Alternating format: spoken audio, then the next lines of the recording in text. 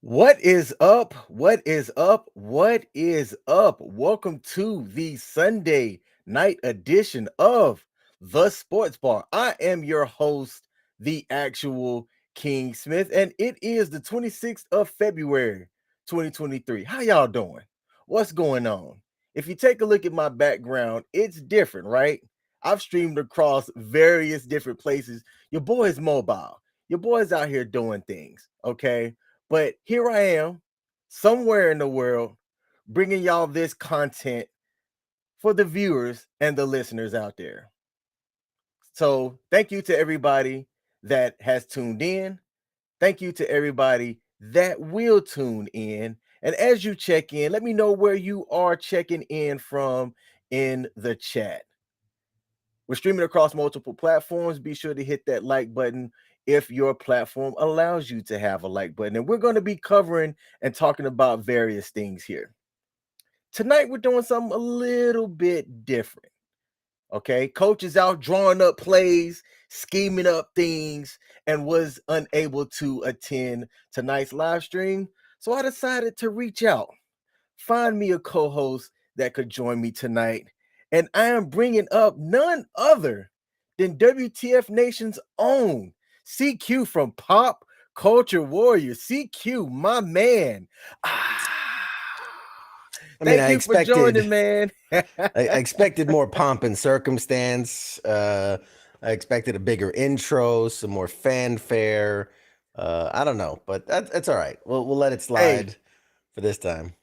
you get what you get. First of all, thanks for coming in and doing this with me, brother. Coach said what's up, and he appreciates you popping in as well. So, CQ, man, how's it been? It's been a minute, first of all. Let's just, In a how minute. are you doing? I like your attire, man. That's fire, by the way. Thank you, thank you, thank you. This is I figured sports. We're going to sports centric. I got to bring the pop culture warrior flair. This is my baseball jersey with the CQ logo on the side. You got what you got to do. We got to do. Showing. Hold on. I brought some showing off my sports flair. Right. I got the team That is swag dope. here, representing the salute to service, but also come on, hometown crowd, New York Giants. Let's go. Got So the military theme to it, got that's the right. sports to it, man. That's what I'm talking about. That's right, man. I appreciate you asking me to come on, man. Admittedly, I'm a diehard football fan, and then dabble in a couple of other sports. I'm not the guy to go to sports. I leave that to you, the actual King Smith and Coach. But I'm happy to be here, man. I'm happy to hang out with you guys and shoot the shit. All right, good deal, good deal. Let's take a look at the chat before we get into the show. We got Michelle in the building that said, "Hi CQ," and checking in from Maryland. Salute to her. We got Shu Hui Lin. Hey, apologies if I messed your name up, but I appreciate you coming in with the wink, and I'll give a wink back at you. All right. Let's see. Okay, so let's start off with something that's a little bit trippy, man. When I saw this photo and the accompanying video, I'm like, there's no way. There is no way that this is a thing, but I'm going to put up here on the screen. This is, the GOAT, as I say, the GOAT in the NBA, LeBron James. And if you see right here, let's see, right here, that's him looking up. And it also looks like there's him in the background eating some popcorn. And I'd like to ask the viewers out there, for those of you that are watching, what do y'all think? Does this look like LeBron Light at his own game eating some popcorn? Let's take a look at the video.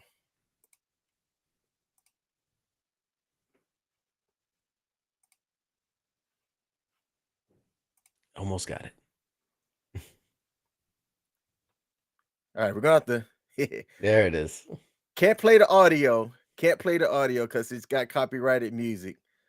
But look at that. That was eerie. Let's run that back. Let's run that back. Hey, this is a bit of a it's a bit of a struggle stream. Hold up. What is going on? The joys of the traveling showcase. All right, for some reason it doesn't want to play. So look, if y'all saw it the first time, bravo, it ain't coming back up. But let's go back to the photo there. Yeah. Does this look like LeBron Light? Y'all I mean, let I feel like it's one of those things. That sounds kind of racist to say these two brothers look alike. dude. But I mean, there's a resemblance. I mean, if I didn't know better, right? If I just stumbled across this, I'd be like, man, somebody's playing with Photoshop and wanted to troll the net or whatever. But obviously, you see the footage and realize that's real. Then yeah, it's I don't know. I'm sure that guy probably gets it. Hey, man, you kind of look like LeBron when you wear that hat. And he's sitting what looks like it could have been courtside. That's a very close angle. It could have been That's a the big angle of the dude. lens or whatnot. And yeah, it's not a small guy. Yeah, this is not like his face resembles. Like he's got the physical frame to definitely maybe that's his stand-in from fucking Space Jam. That's the guy that was his stunt double in that Space Jam movie, and he hooked him up with courtside seats. You don't know. You're right. You're right. For those of y'all that are watching, put a 1 in the chat if you think that this is somebody that could resemble LeBron James. They could be his doppelganger. Put a 2 in the chat if you're like, nah, bruh, that's not even close. There's another guy out there that it was a crazy story. When I heard about it, I said, nah, this cannot be the case. And it was 2 baseball players, same name. They were 5 years apart, and when you looked at them, you would have thought that they were twins. But B, the fact that they both play baseball, that they both have the same name, but they're 5 years apart, it was the wackiest thing I had ever seen. So I'm going to share this up on the screen, and it's just another case of a doppelganger. CQ, tell me, take a look at this guy. As soon as it decides to pop up on the screen, because nothing wants to see the work right. Yeah. All right. The Gingers. And I say that with all respect. The Gingers. Look at this dude, Brady Feigl of the MLB and Brady Feigl of the MLB. When you take a look, they have similar builds, similar height. They're both gingers, and there's a video that I'm not even going to try playing because it might glitch the whole system, but they even have the same mannerisms. And I'm like, man, how wild is that? I've heard of doppelgangers. I believe in doppelgangers, but this is the closest thing to a doppelganger that I've ever seen. Unlike, how in Hollywood you've got stunt doubles, and there's been some channels lately that have been popping up of showing the freeze frames of some of the worst lookalikes of a lot of the older movies, the 80s and the 90s. It was tragic. I think lately Hollywood's gotten a little bit better about that. But to see these two people that also play the same sport, man, this is trippy, man. Do you believe that there are actually doppelgangers out there? Like, is there a doppelganger CQ that's out there that you've heard about or people have tried to say favors you?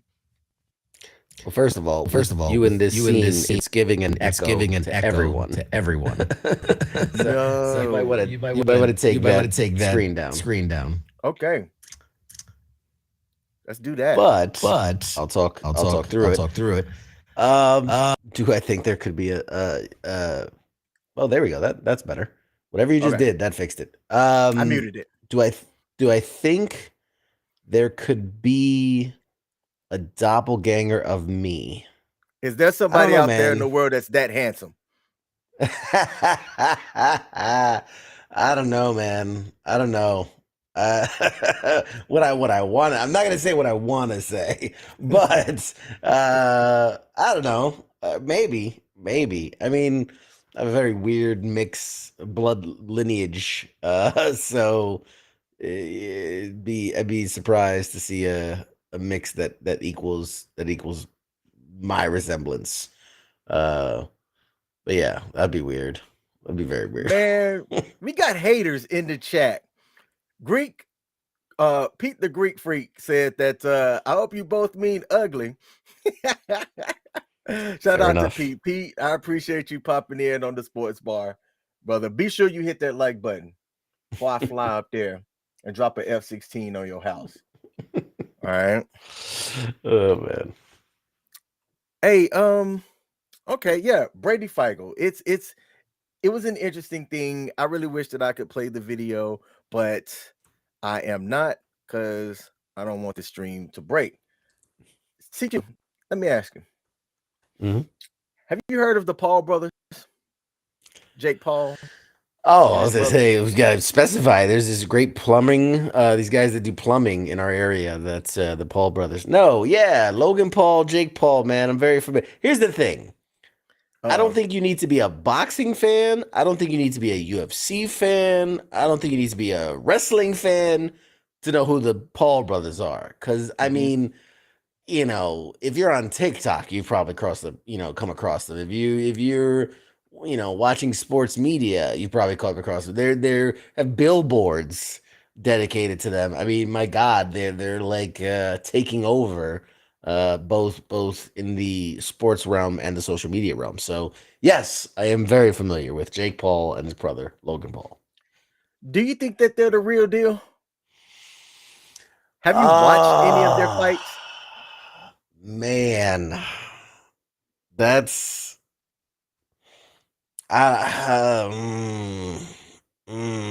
I don't know. I don't want to hot takes from CQ. Putting you on the spot, man. This is what I do. This is my show, and I'm I'll be flicking honest. it to you. Excuse me. I'm still trying to get over this cough. Well, here's the deal. I mean, I do think they are both athletes. I do think that they train.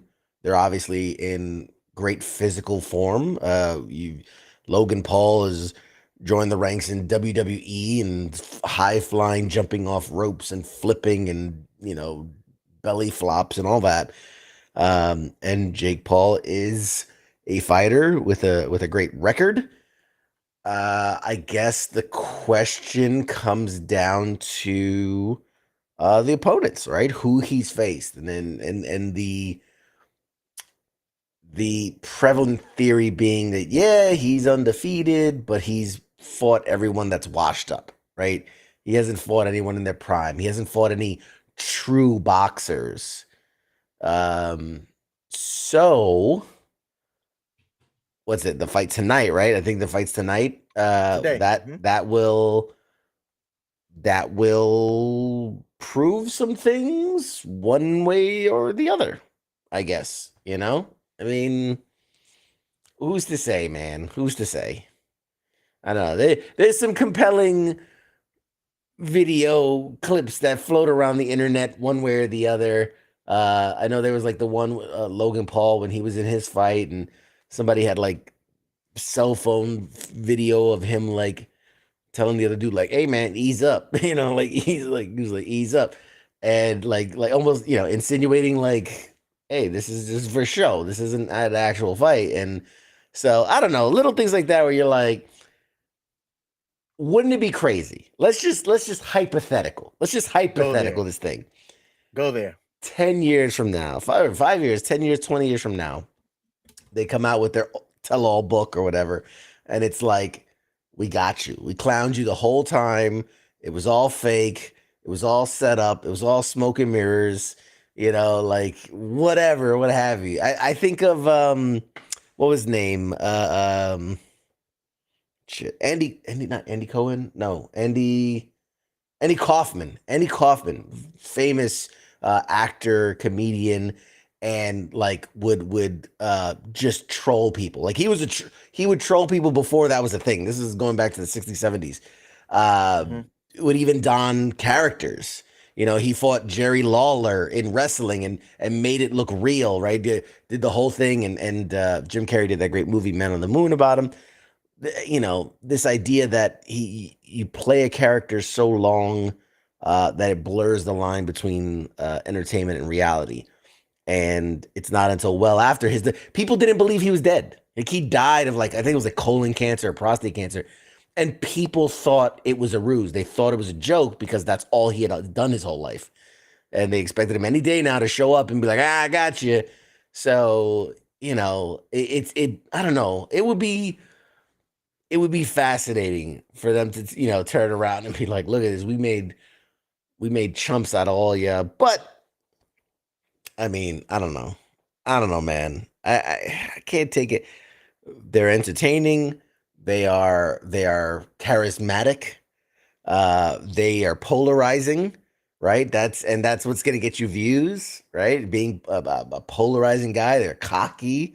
So I mean, yeah, are they the real deal? We'll see. I mean, we'll see. I think tonight will be the biggest. I think he puts this dude down. He puts down Fury tonight, and I'm sure you saw the bet, right? You saw the bet between them. Yeah. The all or nothing.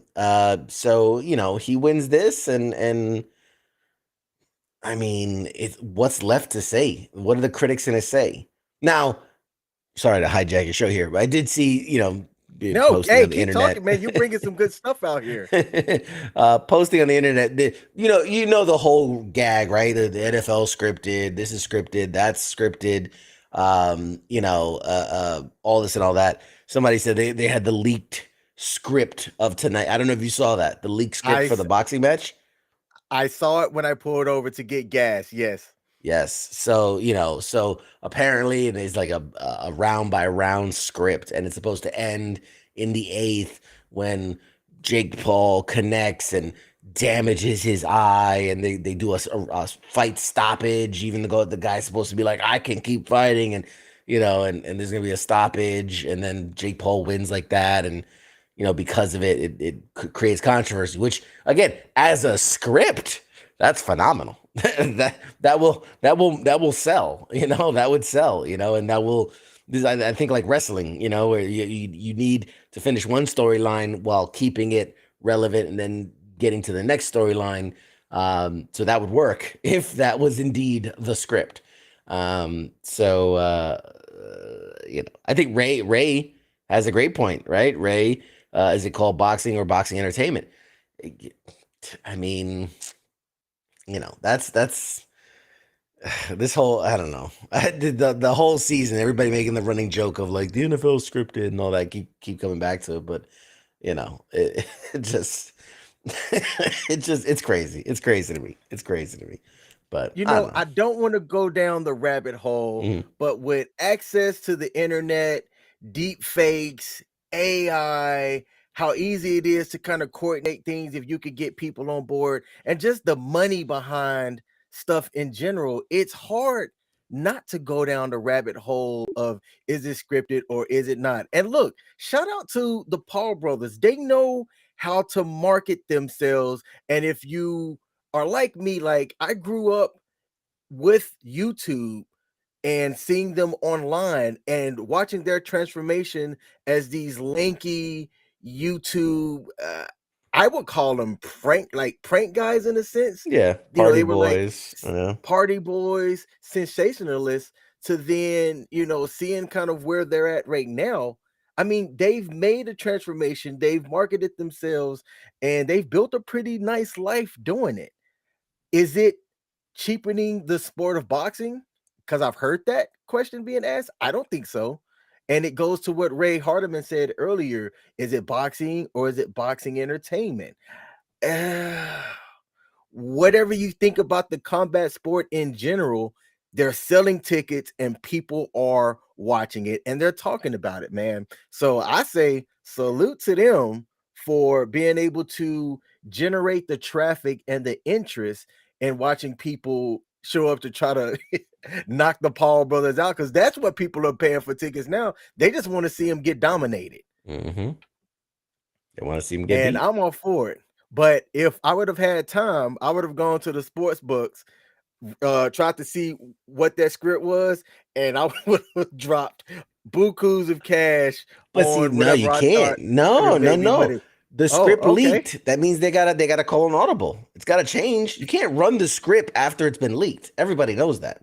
That's wrestling Mm, 101. If somebody spilled the beans of, oh, Taker's gonna win in the fucking, they change it. They call an audible, they change it last minute. You can't run that. You can't prove it's scripted. So the minute the script leaks, you gotta call an audible. You gotta change. So there's no way that it ends the way the script says because it's obviously been leaked. Just saying. okay, foot to the fire. Do you think it's scripted? It's not scripted. That's fucking like, wait, we're talking the boxing match and the Paul brothers and all Boxing. that. Yes. No. No, I think if I'm being honest, I think there are conversations happening behind the scenes about, like, from an entertainment perspective, from a money perspective, here's what we're going to do, here's what we're going to say. But I don't think, okay, in the third round, you're going to take a cross and you're going to go down, kind of scripted. I think they run there's such a gamble on that. There's such a risk that if they get caught doing something like that, it's not worth millions. It's not worth millions of dollars to get caught doing something like that. You'll not only will you never work in that industry again, anything you do henceforth will be called into question of legitimacy. Like, they've built their whole empire on being this is who we are. This is live, unfiltered, right? It is what it is. And if they were to get caught straight up scripting a fight in the world of, I mean, that would turn everything upside down. Everything upside down. Their whole media empire would collapse. But like I said, I do believe there are conversations going on in the backgrounds, whether it's between lawyers, whether it's between managers, and saying like, hey, we're going to call you out for this. And, like, you know what I mean? Outside the ring. Outside the ring, I do feel like it's too well orchestrated to be real outside the ring. What happens in it? I mean, who's to say? But I don't know. I don't know. The same way the NFL, it can't be scripted. It can't. It's not possible. It Forget the fact that, like, you'd have to have thousands of people on the take, thousands of people turning a blind eye. Like, it's just, I don't know, how do you, like, I'm gonna throw it to you and you're gonna make a two-finger catch off your back shoulder while the other guy's ripping your face mask. Okay, that's the next play. Like, how could you, like, no, how could you do that? I mean, yeah, when you have those plays where it's like, oh, he was wide open and he just dropped it for no reason. Shit like that happens. You never dropped the ball before. You never, you know what I mean? Or, oh, the refs are in on it. You realize, like, what happened if every play was perfect and the refs in on the fix? Like, what? He was looking at me wrong and throws a penalty. Like, yeah, like, I don't know. It would. It's just. It'd be so. I have a small background in theater. Okay, just making like a play, a 30-minute play happen to script is damn near impossible. But you're gonna do a 4-hour game with thousands of people in attendance, with millions watching at home, and you're gonna dupe them all. Nah, I'm sorry. I'm sorry, man. I'm sorry. Or like the whole thing with the field, like the Super Bowl field, it was purposely jacked up specifically to hurt the Eagles, but not the Chiefs. Like, come on, man. Come on. I don't know. Anyway, whatever. This ain't me. This ain't the CQ hour, man. Fucking, like, I don't know.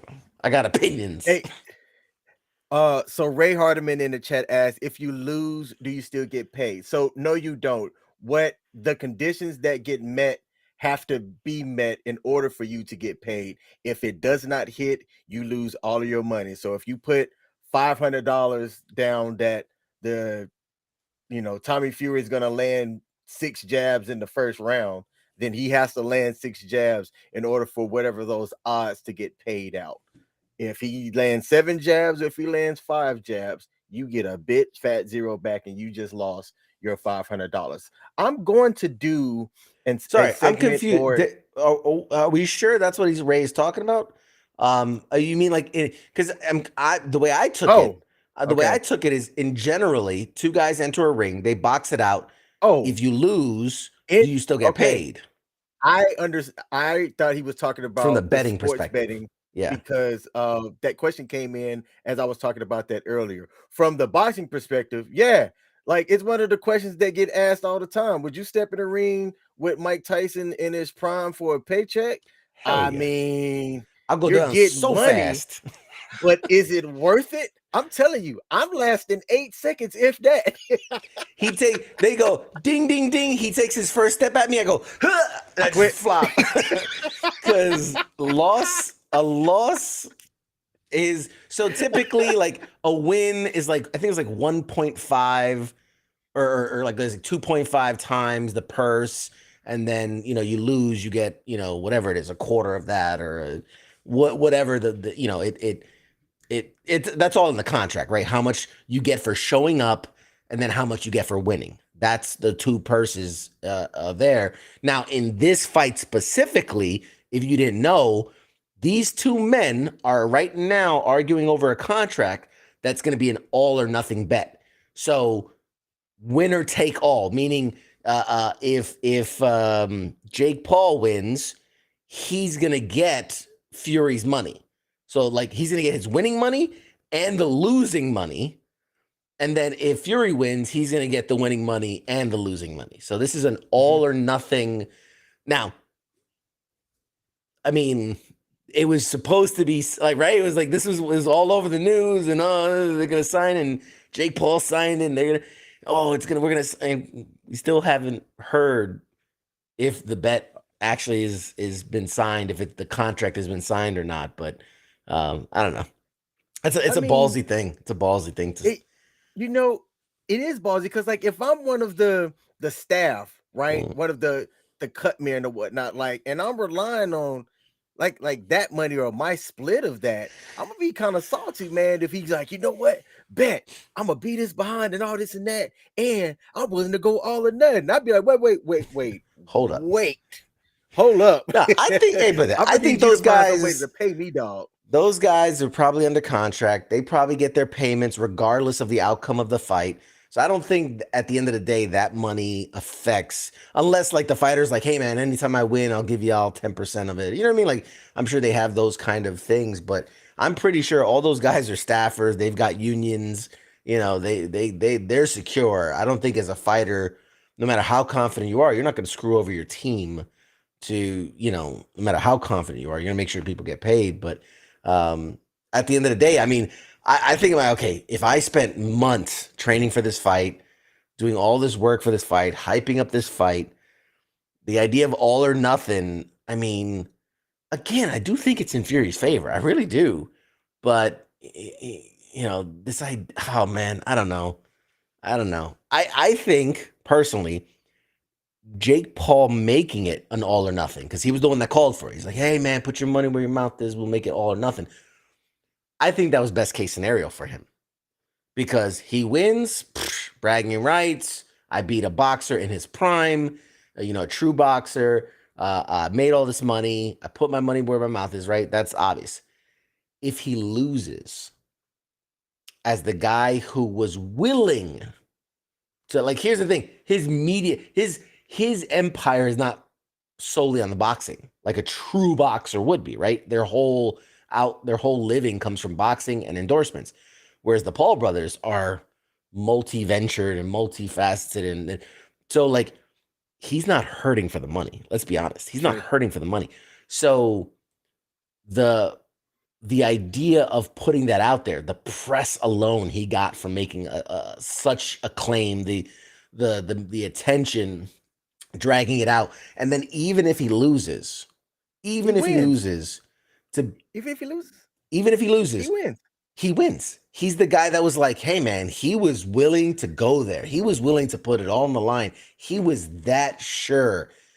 It's like saving face. Is we like CQ excuses. That is a CQ excuse right there ahead of time, like where he's like, hey man, all or nothing. Fuck it, let's go. I'm that confident. Where you at? Because that puts the boxer in him like almost, oh shit, like man, is he really that confident? Like, is he willing to like maybe that gets in his head? Maybe that shakes him. I don't know, man. I don't know. These guys are like psychological ninjas when it comes to fucking with the people around them, but I don't know. I don't know. I'm talking out my ass at this point. All right. Speaking of talking out of your ass, hey assistant, make me large over here. You are not tuned in to the Sports Bar here at WTF Nation Radio. Thank you for tuning in. To keep from having commercials being ran, mash that like button on the platform that you're watching this on. We streaming across multiple platforms. Be sure to mash that like button. Now back to your regularly scheduled routine.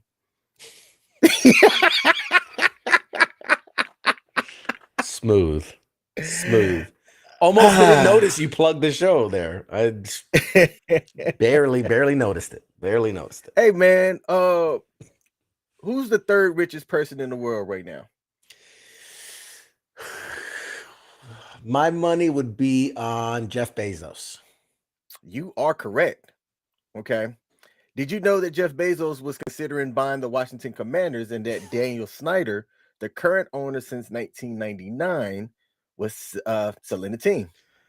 Well, as a football fan and living in the DMV area, DC, Maryland, Virginia area, I'm aware there's some consternation with the Washington Commanders.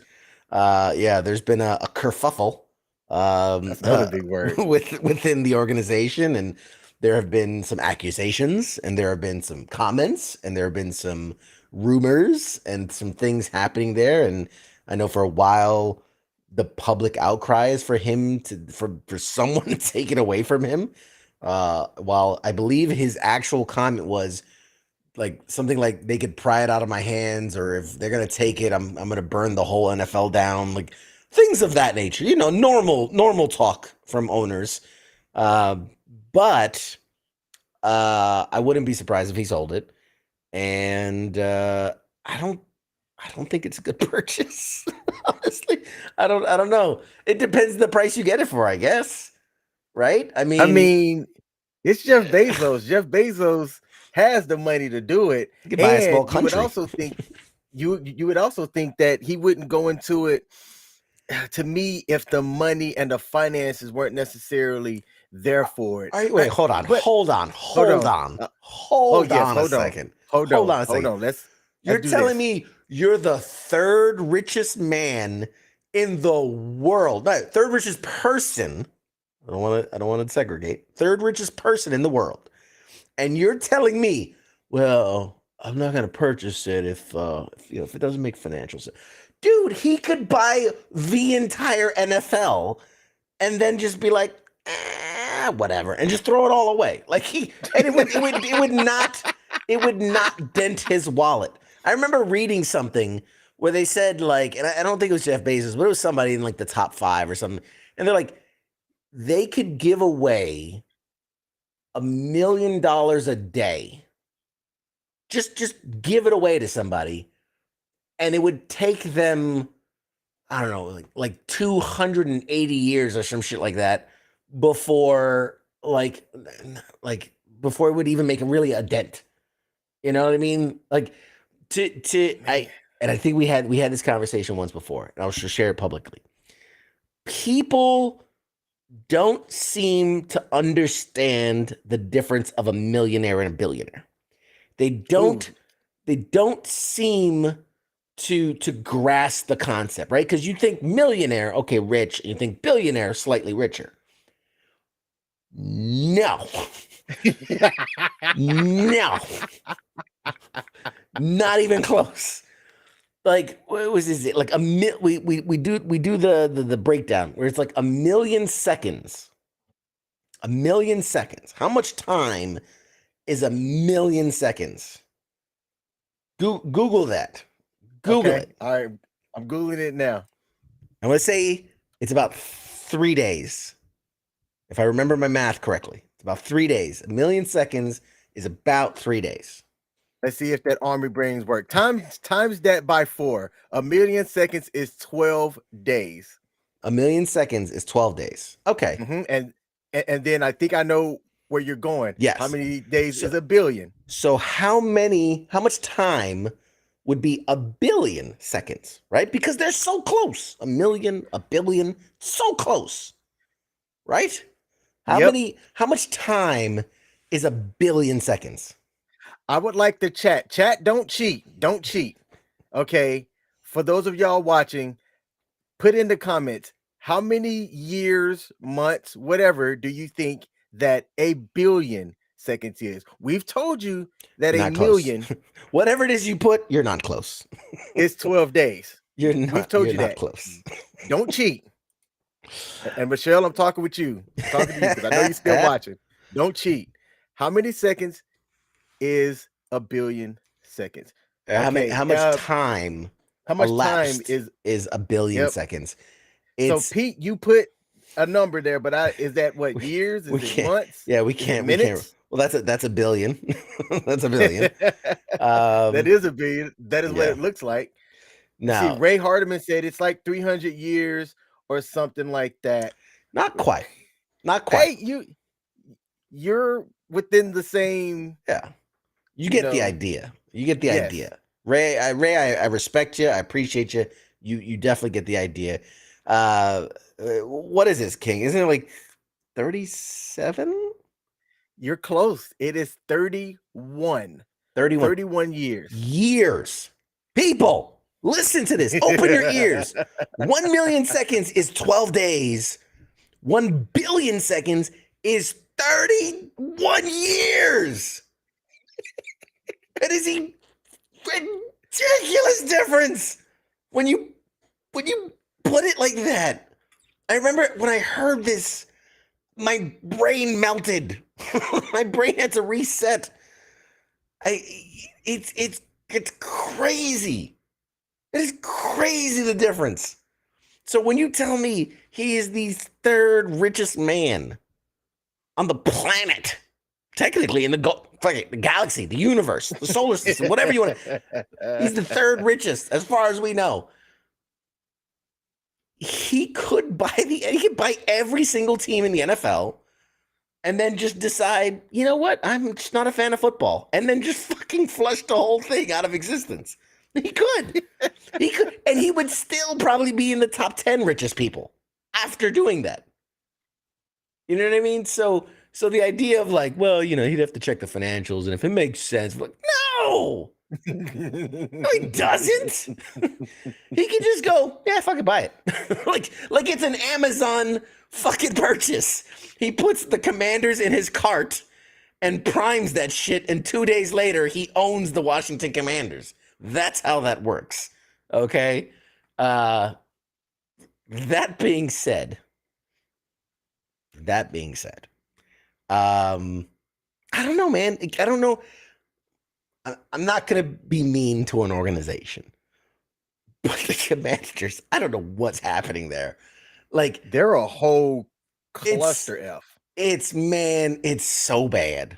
It's as an organization, as a team, as a leadership, as a business. Dude, I've been to the stadium. The field is a mess. I've been in the locker rooms. The locker rooms look like a high school football locker room. Like, you're never getting invited back. I got pictures, man. I got receipts. I got pictures. Like, it's I was like, I took a picture of like one of the medical training tables, like stretch guys out or they inspect that. And I'm like, it looked like the high school nurse's office. Like, I'm like, man, how are you a real football team? How are you a real football team? Just everything, top to bottom, like how they did the whole Sean Taylor thing, the statue. Oh, that was a disgrace, absolute disgrace. I'm a fan of Ron Rivera, believe it or not, as a coach, as a person. I think he's a great person. Yeah, I he's don't fantastic. I don't know what he's doing with the team. I don't know if he has the team, as they like to say, or I don't know. I don't know. I'm if I was being gifted the Commanders, if Bezos was like, "Hey, you want the Commanders? I'll buy them for you," I'd be like, like any other team available? Can I get a choice? Like it just, I don't know. But hey, you're the third richest person on the planet. Buy them. $5 billion overhaul, top to bottom, new stadium, new look, new staff. Buy all the best free agents. I mean, you could turn them into like the New York Yankees of football. You know what I mean? And then just be the dominant team in the NFL. I don't know. I don't could Bezos do it, man? I mean, you got all the money in the world. You don't have to do shit. You just buy all the best. Buy the best analysts. Buy the best coaches. Buy the best players. Buy the best, field. Buy the best tech. Buy the best, whatever. And then I don't know. And do that. I guess. Sorry, I've gone on a complete rant No, and tangent. this is good. This is good. We've got a question in the chat that said, so 1 billion seconds is 31 years, 1 trillion is 31,000 years. What's the national debt? I looked it up. The national debt is 31 trillion and it is going up as we speak. Good night. Didn't it hit like the ceiling cap, I think, too? I mean, now we're stepping into a whole different arena of talk, but excuse me. But yeah, I don't know. That just depresses me. I just think about it, just depresses me. You know what? This is why I like talking about things like movies and TV, because this shit just depresses me so much. If I had Jeff Bezos' money, here's what I'm doing.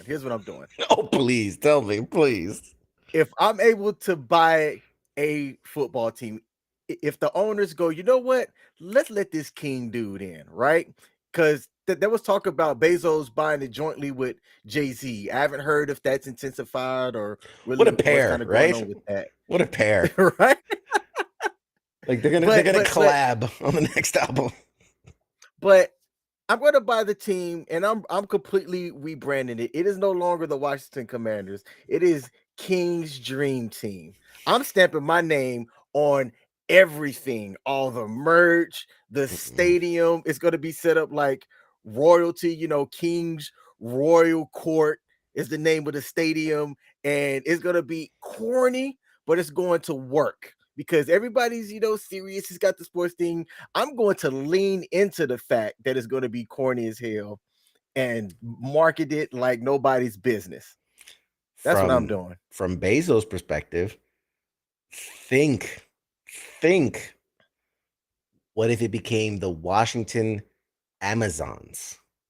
Ooh. Right? Now, Amazons in the sense of the mythology Amazons, but what is the, Amazon Stadium, right?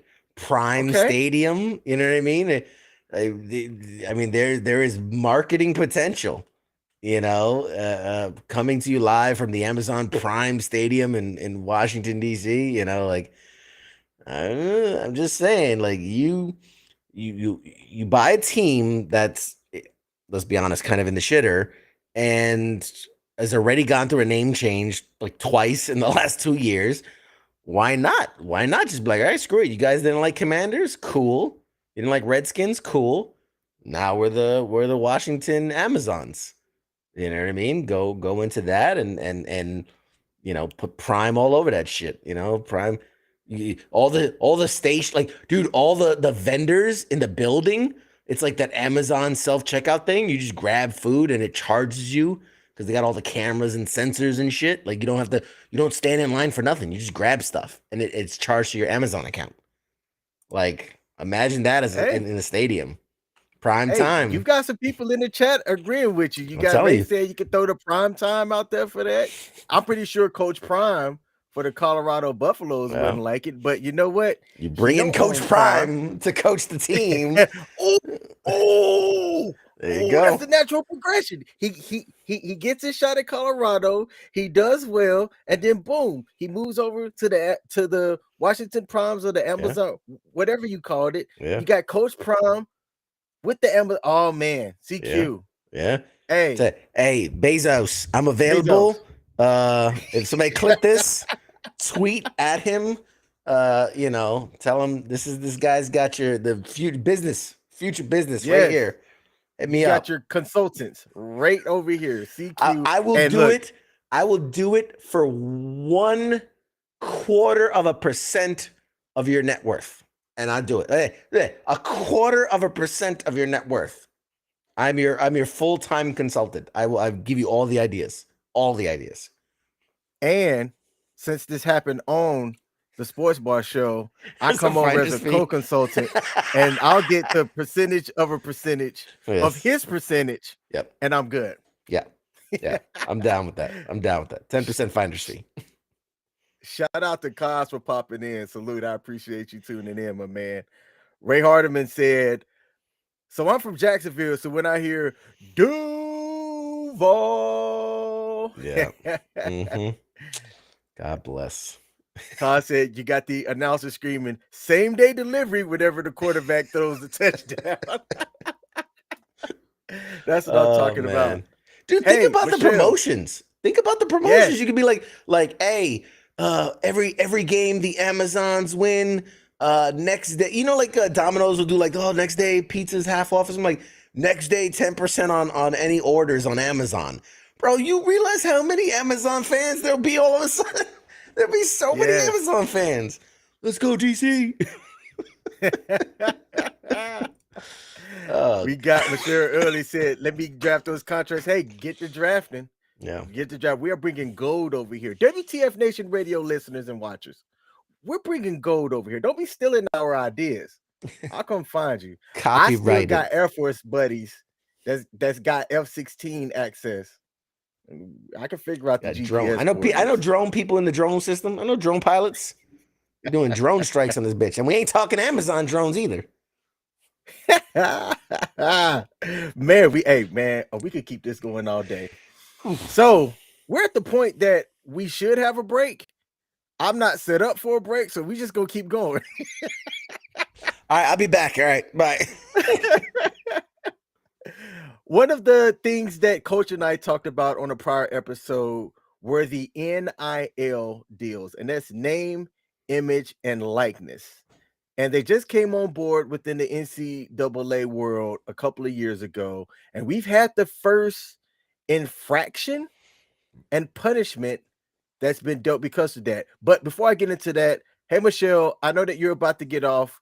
And you wrote in the chat, good night, gentlemen. Hey, thank you for tuning in when you have time. And I wanted to make sure that I called you out. And that's for everybody as well. As you tune in, if you're listening to this on the podcast later, I appreciate you. Wish Michelle tuned into Pop Culture Warrior, but whatever. It's fine. Biased. I see the bias. It's fine. Salute to you, Michelle. Thank you. All right. So name, image, likeness. It's something that it's been talked about for a while in the college realm. You've got these kids getting scholarships, but they can't make any money off themselves for the sports that they're doing. And sports brings in a lot of revenue, depending on the sport, to some of these colleges, right? So now you have the ability to have these kids get sponsorships and deals and accept money outside of the realm of their school stuff. And I think it's a positive thing, but we just had the first infraction occur. And I'm going to bring this up on the screen because I thought it was interesting. Let me make sure I share the right thing. And I don't want my feet collection to show up on the screen. Why is this not showing? Okay, here we go. Boom. And you don't want to see your OnlyFans, man. Hey, if there are people that want to see my OnlyFans, let me know. I'll start OnlyFans.com/theactualkingsmith. Hey, I do have an OnlyFans, and that is the link, but that's another story. So the Miami Boosters that offered $540,000 deal. There wasn't this is the wrong article. Oh no, it Okay, I'm not going to find the article in time. Here we go. Boom. This is the right one. Let's do that. And let's do this. In short, there's a famous booster that when you go to Miami, everybody know who this guy is. All right.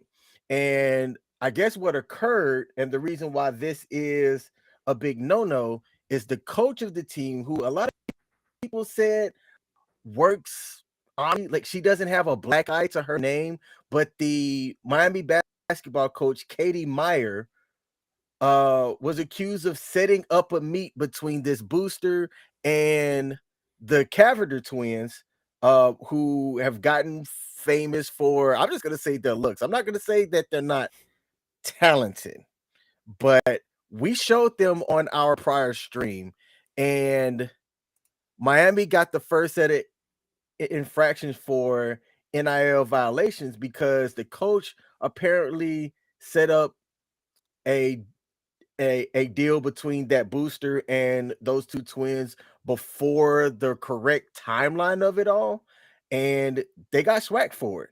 The crazy part is this: according to everybody else in the world, stuff like this has always been happening.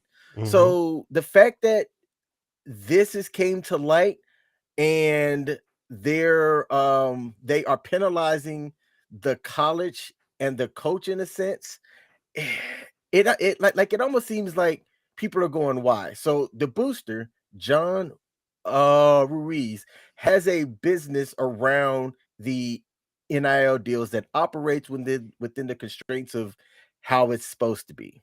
I'm gonna do air quotes on that. Sure. But everybody that lives in that area knows who he is. Okay. He's a big guy, he's a big player. And he's came out and said that um them along with the twins said that that meeting with John had nothing to do with them signing with the Hurricanes, that they were intending on going there anyway because they liked the market. But the NCAA came out and said, nope, that meeting should not have happened.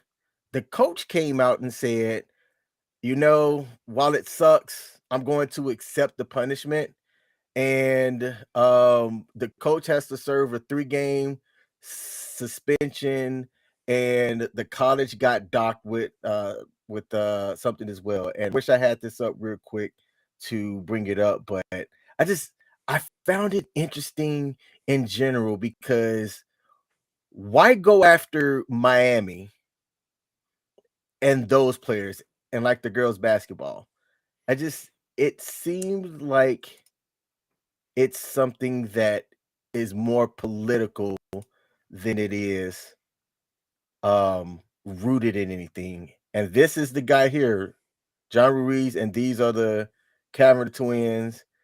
And let's just say that I think that there's something going on that's a little bit more than basketball related. Do you think that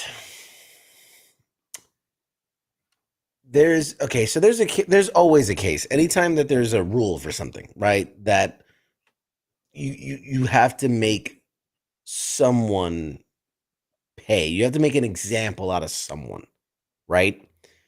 Hollywood, sports, doesn't matter. You see it when, cops are arrested for something, or, corrupt sheriff gets brought in. Like, there always, regardless of it's like, well, everybody does it. There always has to be someone who's going to be not necessarily the fall guy, but just the proof that, like, see, if you do this, you will be punished. And if that's the case, in this situation, right? If you're the person that's like going to penalize or whatever, do you go after something like college football? Do you go after something like men's college basketball, right? Because it might be happening all over the place, but are those the people you're going to make an example of and risk hundreds of millions of dollars, right? You mess with sports teams, you don't do it. Or do you go after some obscure, female college ball players who I mean, people are gonna go like, see, you shouldn't be doing shit like that. Nobody's burning down a city for these ladies.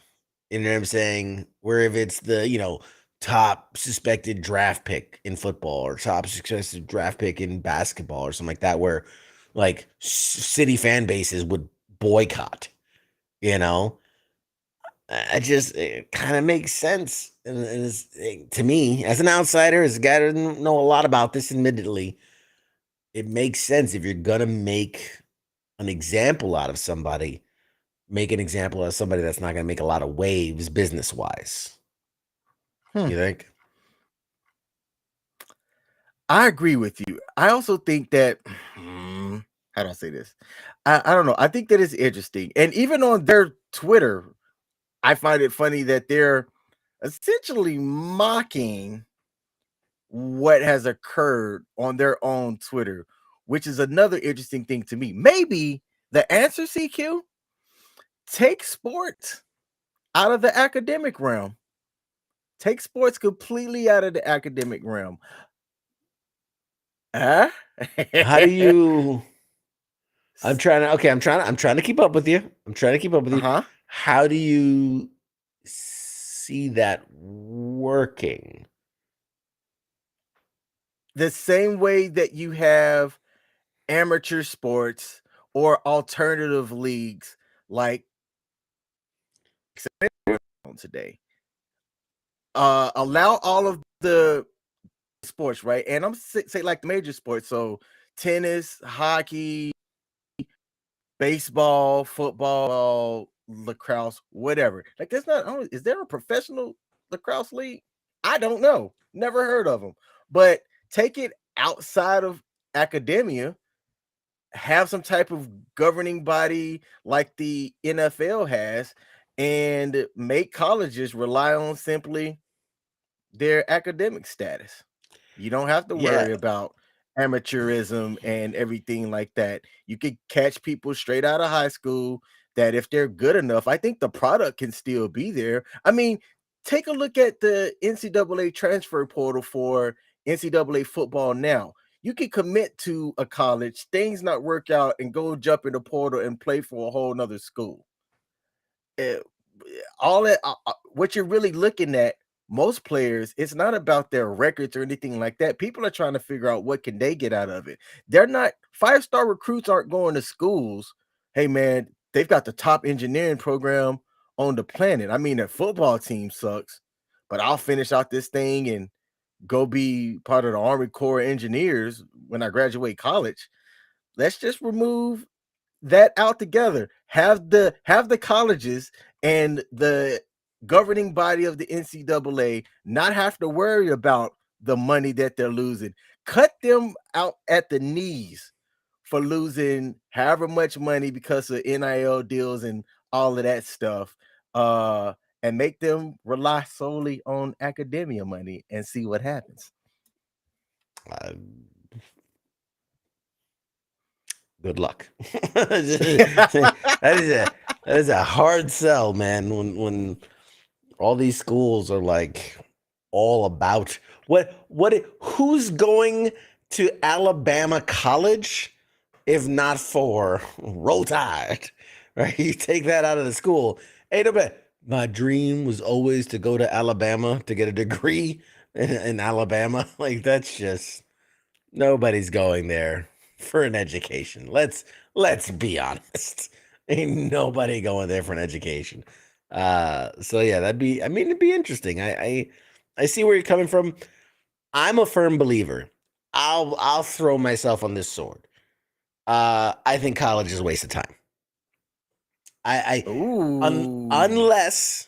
Unless you are going for a specific a thing that requires you want to be a doctor and you need a medical degree. You want to be a lawyer and you need a law degree. Something along those lines where you need this vast wealth of post high school education. But this idea of like, I'm a political science major and I'm a gender studies major, like that doesn't prepare you for anything in life. Okay? It doesn't. it's a money machine. It comes from the 70s and 80s where it was, well, really mostly the 80s, where it was beat over everyone's head. You won't be nothing unless you go to college. You know what I mean? And then that's how our parents grew up. And then and that's they pushed it on us. Like, you gotta go to college, you gotta go to college. You can be so fucking successful coming out of high school, joining some 6 month fucking electrical engineering certification, coming out of that, starting your journeyman career, and 10 years later you're making six figures easily. You know what I mean? No college. And it's a good Mhm. trade skill, AC repair. I don't care if you want to be like, I got a kid. If my kid goes, I don't want to go to college. My dream is to be a fucking trash man and collect trash. Bet, go, go forth and conquer. Be the best damn trash man you can be. I don't think college is necessary, and I think it's a money grab. I think it's putting every time you zoom me main screen, I just laugh. I feel like I'm on my soapbox. No, it's a cash grab. It's milk bleeding people of money, forcing them to take classes that are complete half the time irrelevant, out of date, out of touch, have nothing to do. Like, I want to learn biology. Well, make sure you take fucking English studies and learn your Plato. Read up on Shakespeare. Like, what the fuck does that have to do with bioenvironmental engineering? Like, nothing. So I don't know. I just think it's there have been so many examples and cases where the higher education aspect of it is way overpriced, way undervalued. I mean, okay, you come out of college with your degree, and you now are what, go chasing the same jobs as everyone else with their degree, and y'all end up working at Starbucks anyway. And you're now a barista with a college degree. Like, great, you know. Obviously, fucking join the military. Get paid to get experience and get paid to get certified in a good trade skill. Don't join the infantry like I did. That was just dumb. But other than that, like, do something smart. Join the Air Force, man. Get an education. Learn a trade. Learn a skill. Do something with your life. But I don't know. Hey, we need doctors. We need lawyers. God bless them. We need lawyers. We need those things, and you need colleges for those things, to learn case law and to learn anatomy and to learn and study and train and do all these things. But you want to be an accountant? Do you really need to go to college to be an accountant? You take a couple classes, get a couple certifications, voila, you're an accountant. You wanna. I don't know. You want to be contractor? You want to be a general contractor? You need to go to college to learn how to build a house? No, not at all. Sorry. I So just no, this is great. I zoom in on you, so selfishly, I know what to go back and cut and post on my page. This is awesome. I'm gonna just tell you right now, that's exactly what's gonna happen. So Well, Khan said that it was fine when college didn't cost 80 to yes. 100K for a bachelor Yes. degree. And Yes. you're right. And Pete said, I know CQ went to college, but did I go King? So first of all, assistant, zoom in on me. Yes. Yes, I did go to college. I not only have a bachelor's in business, you can call me King Smith MBA up in this thing. That's Masters of Business Administration. It may not look like it because this shirt is very dirty and dingy because I just traveled 7 hours and immediately hopped into this stream for you guys, the viewers. But I got an MBA, straggly beard and all. Your boy is educated. All right, And EDU McCated. So yes, I do have an MBA. it proves my point that college is a waste of time. And if he can get a master's degree, I mean, come on. What are you doing? What are you wasting your money for? Uh Obviously not wasting money, he's wasting the GI Bill and all that. But point being, I cause so on the money. A fucking degree should not cost more than a fucking house. I'm sorry. I'm sorry. It should not. It shouldn't. You shouldn't be paying off an education for 10, well, I mean, unless it gets paid off for you, but for 10, 15, 20, 30 years. It's just, it's not. It's not. It's just, I don't know. My God. I mean, You know, I'm going to throw this out there for the viewers. So I work in IT, but non-technical. I make pretty good money. Now, you can go and attend a boot camp, and there's a cost to this boot camp. But with the way that IT is and the advancements of it, don't let the news fool you where you hear about the layoffs at Amazon and the downsizing with Facebook or Meta and all of these tech jobs. I'm going to tell you right now, there is fantastic money to be made in tech, and you don't need to go to college to get a computer science degree to get into the field. You can spend, let's say, anywhere from 3 to 5 grand, which is it's sizable depending on your income level, but you can attend these boot camps and they're designed to get you into various technical jobs, engineering, UI, UX design, or sales, right? Salesforce is one of the biggest IT platforms out there. Salesforce pays people to demo their products to customers, primarily mid to large businesses, right? And then whether they buy it or not, you still get paid. And then if they do buy it, you're not the one conducting the sales. A sales rep is the one that finishes the buying process, and then you get a cut if the sale is actually made. And I'm going to tell y'all, I know people that do this, which is why I can tell y'all with certainty you pay 4,000 or so odd dollars to go and attend a boot camp that's about 8 weeks, right? In the background, that boot camp and the way that they're structured is designed to assist you with interviews and getting a job. And then networking. from there, okay, you can, depending on the market, 60, 70 grand starting out. That's entry level. It could be a little bit higher depending on who you're working for or what Yeah. company or Your skill platform it set. is. Yeah. So CQ has a point. College isn't necessary. There's pros and cons on either side of it, but this is why we have this show. We don't Yeah. just talk about sports over here. Remind me the name of this show again? I forget. Is the name of the show? Hey, this is the sports bar, but you know what people do in sports bars? They don't just talk about sports, they talk about life. And that's what we're doing over here. Fair One of enough. my very They bitch about first their work, their episodes. wives. Yep. The significant others, their kids that's draining all their money because kids are lovable liabilities. One Mm. of my first episodes, that comment stuck with me. There was somebody that said that they appreciated the nature of the other stuff that we do and that it's not just sports. And I want to continue that spirit on this show. So look, you going off on a tangent about how Fuck college college. isn't necessary. That's gonna be Bring the that. that's gonna be the clip. Fuck college. Bring that. Shit, I can't Earlier, say on my show.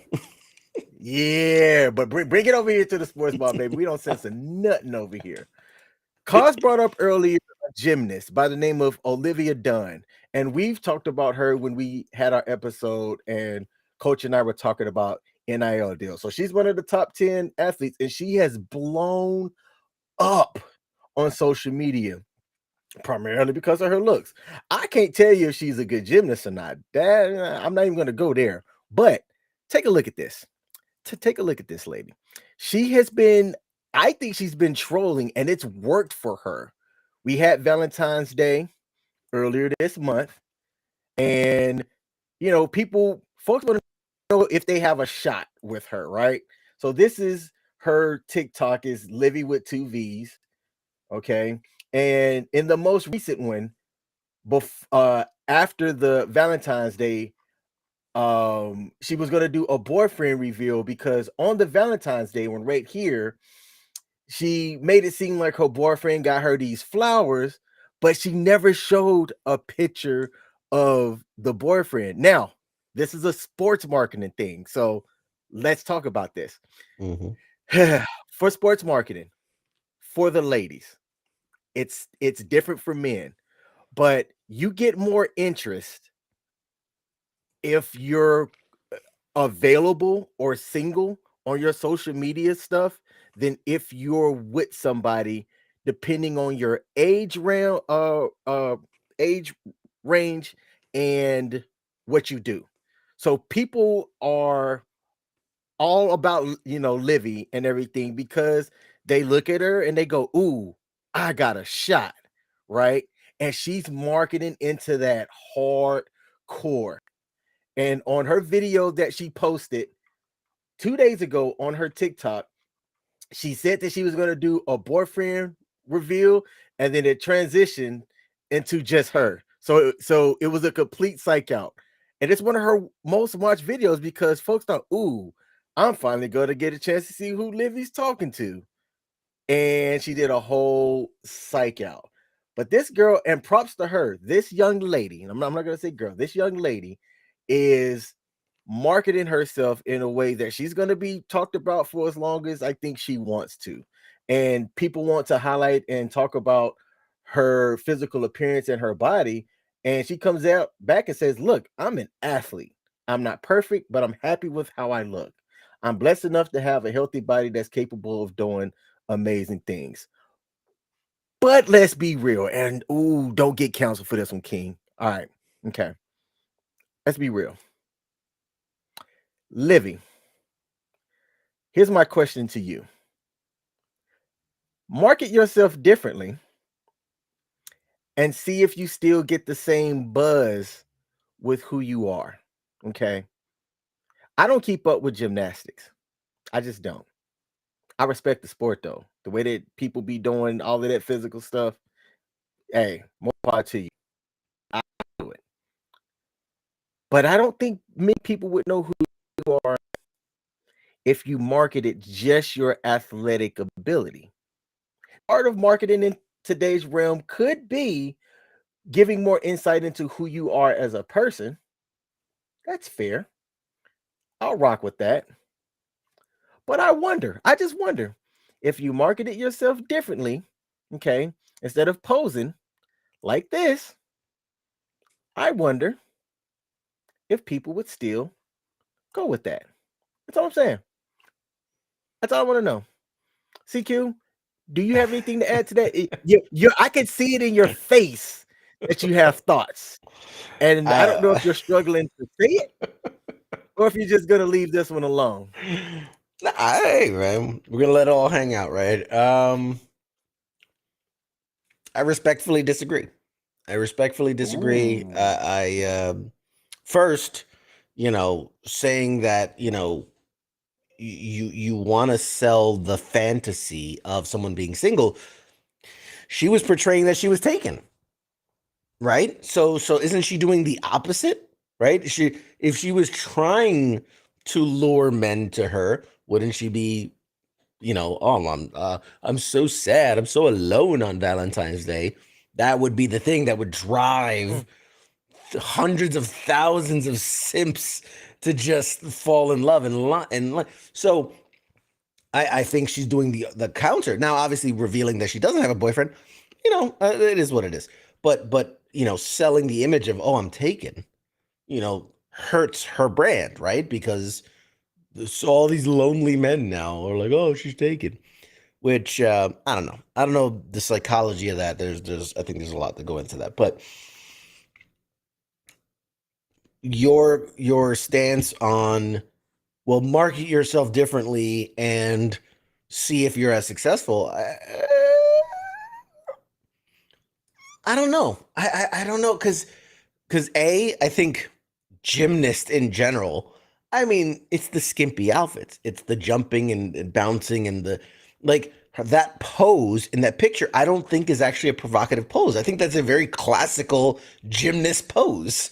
Like literally when they end their routine, they're like, huh, like they do the pose. You know what I mean? Like I think that falls within the realm of like, this to me, this image isn't necessarily like, is it a thirst trap? Well, I mean, obviously she looks incredibly beautiful and and is showing off her body, but like that's her uniform. That's if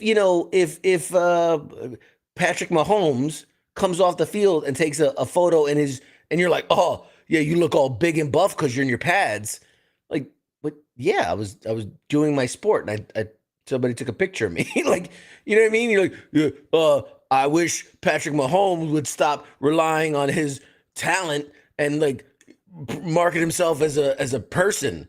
It's like, but that's what they do for a living. That's how they make their money.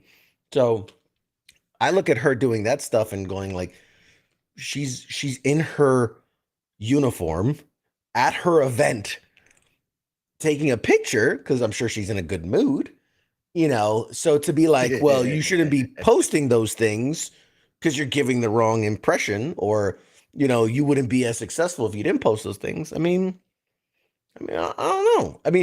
These athletes, I look at her that's all she probably eats, sleeps, thinks, dreams. You know what I mean? Like that's the entirety of their personality is that sport.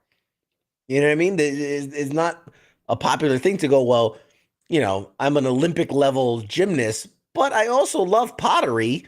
You know what I mean? Like it's like when to commit yourself to that sport means that's everything. That is your entire being. So to say, well, what are you without that? You wouldn't be so popular. Well, it's like, well, that's 90% of her.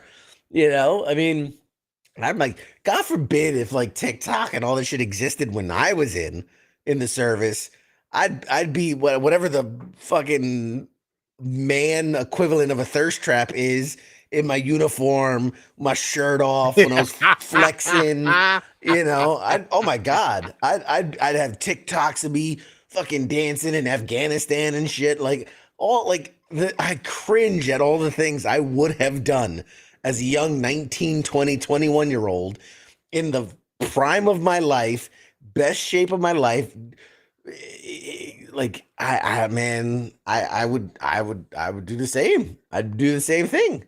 I would. So I don't know. I think it's harsh to judge. And let's be honest, another point is Okay. what's the shelf life of someone in that sport? They retire at like 31.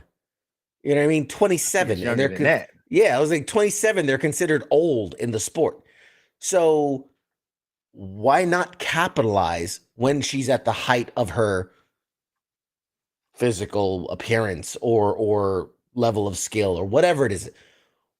Why should she wait until she's in her next phase of her life to then, like, no, I'm like, capitalize. Like, am I jealous she probably has 80 million followers? Absolutely, because she can do some backflips and shit. Absolutely, I'm jealous. But I respect the hustle, man. Like, make it mean something. These people put like I think about for a second. Think about this. The hundreds of thousands of kids who train relentlessly to be in a sport, whether it be ballet or gymnastics or hockey or whatever, right? These kids that are just hammering away. And they never even get close to the top, whether at any level, whether it be high school, collegiate, pro, like they never break. They might be the journeyman, right? The guy that's like always there, always competing. Think about like the guy that comes last at the Olympics, right? An Olympic hurdler, and like the guy that comes in last, like probably trained his whole life for that moment and came dead last. But like, why not use that opportunity to sell yourself? I don't mean that in the bad sense. I mean like market yourself.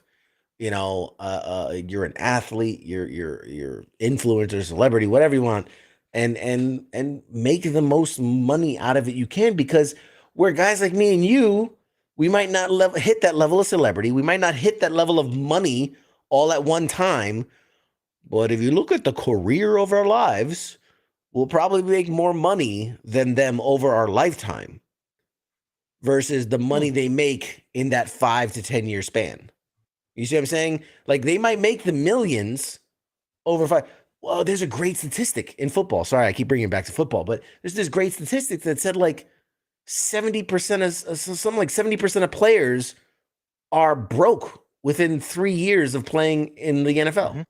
It's ridiculous. It's crazy. Like when the lowest contract is for like $1 million and you think they're broke within 3 years? Like, so why not?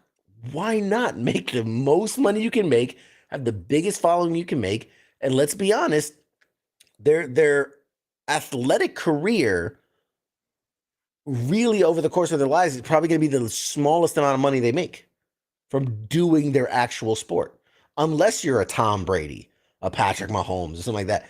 You know what I mean? Your actual payment from doing your sport will probably be the least amount of money you make when it's endorsement deals, product lines, like your own shoe line, whatever it is. That's where the majority of their money is going to be made. And for that, they need social media presence. They need followers. They need an audience. They need supporters for that to be successful. So long way about saying it that I just think that, good for her. Like fucking sell. If you got to do an OnlyFans and fucking whatever, like, hey man, support yourself, support your family, however you got to do it. I mean, I almost said something. I almost said something that I wouldn't be able to take back. But needless to say, whatever you got to do to support your family and make the most of your time in the sun, go for it. Go for it. Absolutely. Be a shill. Be a sellout. Whatever you want to call it. Make them dollars and yeah, make it work. Shout out to Jana Lee Puntes for the comment. Said, hello, it's Romeo. Jana, let me ask you, and CQ, this would apply for you too. You talked about earlier about if you had the ability to market yourself the same way that Miss Dune would, that you would do it. Here at the sports bar, I'm going to show y'all prime King Smith back in his heyday in uniform and what that would look like if I did it today. Way all right, stroke your own ego. God, look at that man right there. Look at that man. Oh, for those of y'all on WTF Radio who are listening to this on the podcast, go watch the stream. And at the 1 hour 33 minute mark, 1 hour 23 minute mark, there's a handsome young me back in the day. God. Getting ready to go out in the field. Yes, CQ. Were you headed to Vietnam? Where were you going? Where were you going in this picture? were you and Forrest gonna run the gunboat? Like what was happening here? Hey, all I know is I was getting ready to go out into the field. I was feeling myself. They had smartphone cameras back in the day, so I had to, this is when smartphone cameras were starting to kind of be a thing. And I mean, I just had to snap all of that sexy and preserve it for all the future mankind. There's so much wrong with this picture. We don't have the time to dissect this. There's so much wrong with this picture. So much. Oh man. Ray said, here at the sports bar, we don't have haters. Hashtag OnlyFans. And Klaus asked if this was a flak vest. Yes, this is a flak vest. Which Klaus knows that it's a flak vest, but I guess he's asking why. You know what? It was so long ago, I couldn't tell you why. I'm just gonna go with that. All right. My man Pete asked if I can remember that far back. I can't. Honestly, my brain works in a weird way, and I don't have a TBI. Maybe I did from football, but the older I get, it seems like the more that I realize that I forgot. And it is what it is. I'm just going to live my life. Ask me what I did yesterday. I couldn't tell you. Ask me tomorrow what my stream was about. I'm going to say, go watch the stream. All right. Jenna said you can't live stream. Wait, so you can't watch the stream? I don't understand. You have to let me know. So yeah, this is me and all my sexy. If I got other photos that might be considered not safe for work, NSFW, of me back in my heyday. Maybe keep it on your OnlyFans. Keep it on your OnlyFans. Yeah. Subscribe. I'll bring that up. OnlyFans.com/the actual King Smith to see his other military photos. Hey, you and that's not a joke. In this picture, you look like one of those fucking memes of like the Old Navy ad of them wearing military stuff. You know what I mean? You know what they call them, the royalty free pictures, right? You know what I'm Yes, talking about? yes. Where it's like some dude in like an open blouse top with like a boonie cap on, and it's all wrong. Like that's what this looks like. This looks like some weird advertisement of like join the service, and that just man. Hey, hey, I'm going to talk to our station manager and the media department. Maybe we should do that. Maybe we should put the photo up there and say, "Hey, WTF Nation Radio, do your worst, meme the shit out of this." And offer up something for whoever has the best caption. If we can do that, I would love to do that. Hey, make fun of me all day. I'm all for it. Mm. I said we put pictures of all the hosts and co-hosts in their heyday and see what happens. I'm just Oh, saying. hey, boss man, if you're listening, let's hey, approve this. Let's make this a thing. I'm pretty sure all of the hosts and co-hosts will have a submission. It's got to be something like this. Back in the It's day, got to be a in thirst trap pick. uniform, thirst trap I type photo. one jumps to mind for me. One just jumps to mind.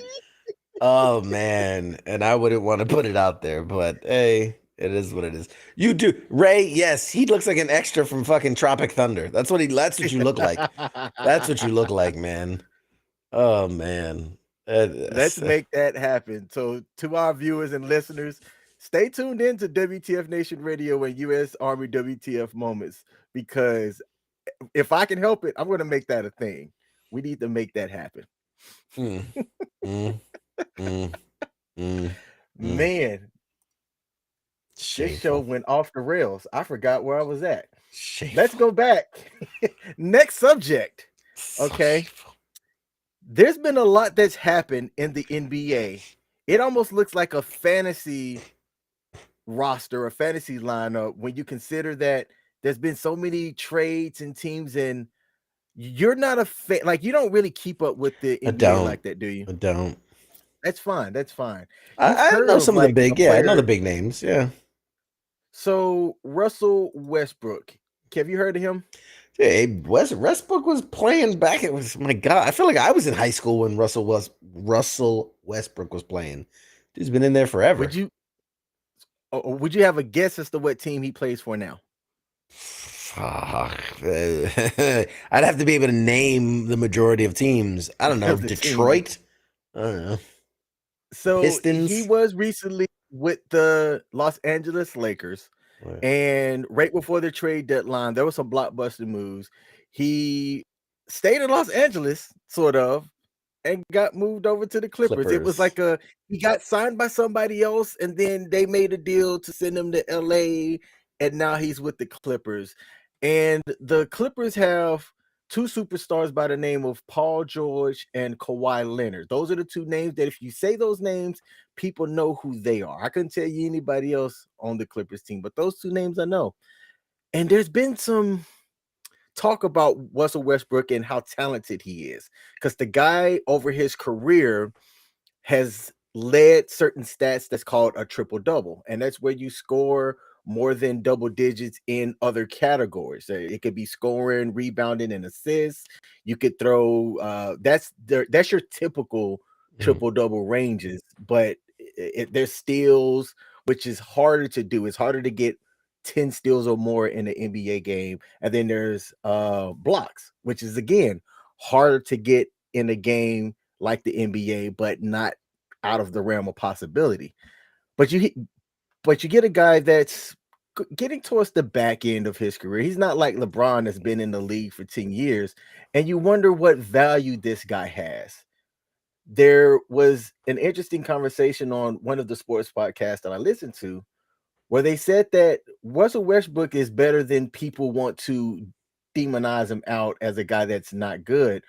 When he's the second guy on the team, he makes the first guy better, but put him in the third spot realm, and his stats don't necessarily look the same, and the team doesn't flow as well. So I'm curious, with him being the third person on the Clippers team, how that team is going to work when they had a solid squad prior to introducing them. And with Mm. Russell Westbrook, there's this stat called usage, and usage is how often you're handling the ball yourself, whether it's passing for an assist or you're directly scoring. Russell Westbrook's usage has always been high. Can they still use him as a one or a point guard and still gel well with the Los Angeles Clippers? Their odds of winning the championship actually increased by a little bit with him. Hmm. But I'm curious, and I'm going to keep this as something that I'm tracking here on the sports bar, what that team does specifically since the addition of Russell Westbrook, to see if they stayed the same, improved, or got worse. If they got worse, Council Christmas, he's done. But if he actually improves that team, then I think that you should consider Russell Westbrook, nay, I say it, as somebody that you should consider in the NBA Hall of Fame. I'm going to go there. I mean, honestly, I feel like you played 10 years major league in any sport, and like as a starter, 10 years, 10 plus years. I feel like at some point, maybe not a first ballot, whatever, but at some point you should be considered for Hall of Fame in a I say in a sport, in major league sports. It's about how fast you are, how strong you are. And let's be honest, as we age, we lose that. So if you can stay relevant enough that you're a starter, and then can play on multiple teams with, be successful in multiple teams in multiple, situations and with other players. I mean, I think absolutely. I mean, uh, you know, it's hard to compare like a Russell Westbrook to like Michael Jordan, let's say, right? Sure, they're not in the same conversation, but in something like the NBA, I mean, I remember reading once like the average player's career is like what, 2 years, 3 years, It's something like three. that. Yeah. So when you can play 10 plus years, you automatically get into the realm of one of the best of all time. I mean, that I think it's obvious. And then we're not talking like in football, you're a third string quarterback who's just always been good enough to make the squad and did a 20-year career. Like, you know what I mean? Like Russell Westbrook, he's the guy. He's one of the guys. You know what I mean? Like he's one of those guys.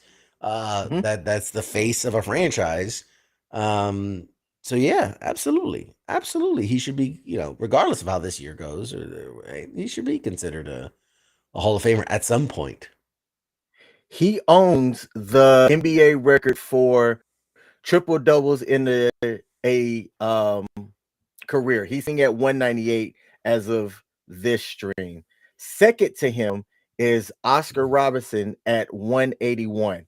Here's the list of the top 10. Magic Johnson, Hall of Famer. Jason Kidd, Hall of Famer. LeBron James, the GOAT, will be a Hall of Famer. At 90, this is 90, it says 99, but I know it's like 102 as of right now because this is an older website. Mm. Wilt Chamberlain, Hall of Famer, 78. 78. James Harden, who's currently playing, who but people would put in the Hall of Fame category, Sure. 61.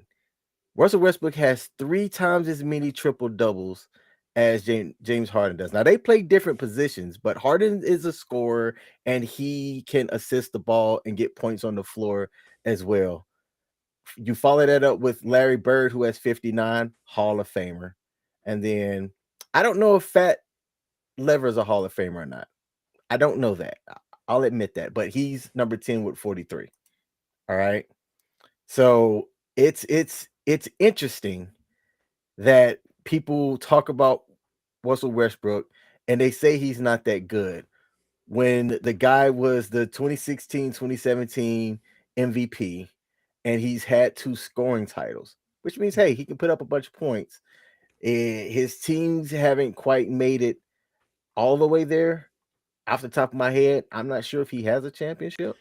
Yeah, and I feel like it's an unfair thing when you're playing a team sport.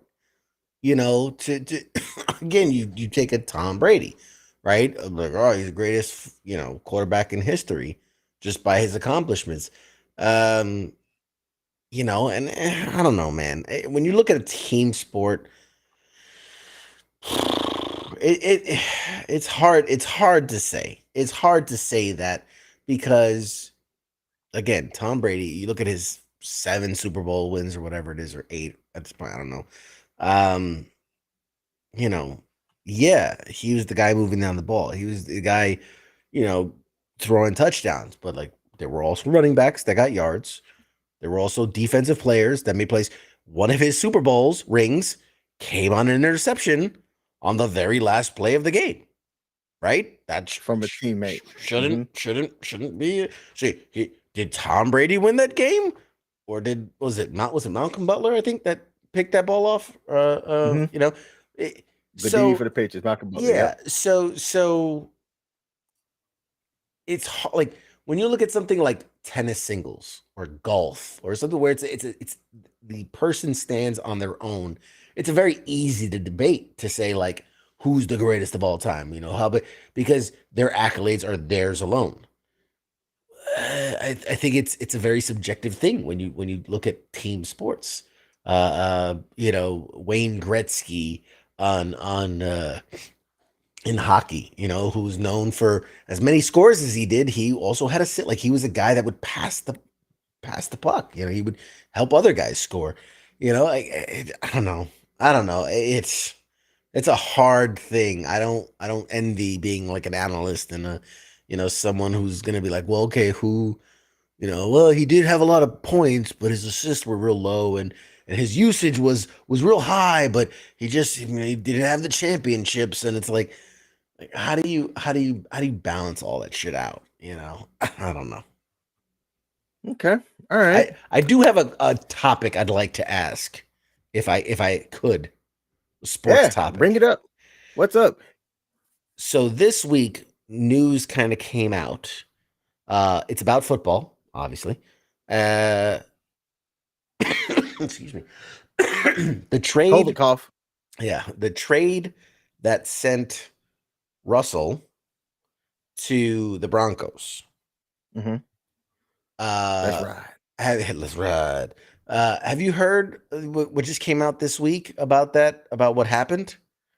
No, I've been traveling all week, so I haven't quite kept up with sports news. So, and again, I didn't do my research or anything like that. This is what I've been hearing other people talk about. That apparently the reason he left Seattle, apparently what happened was that he went to the owners.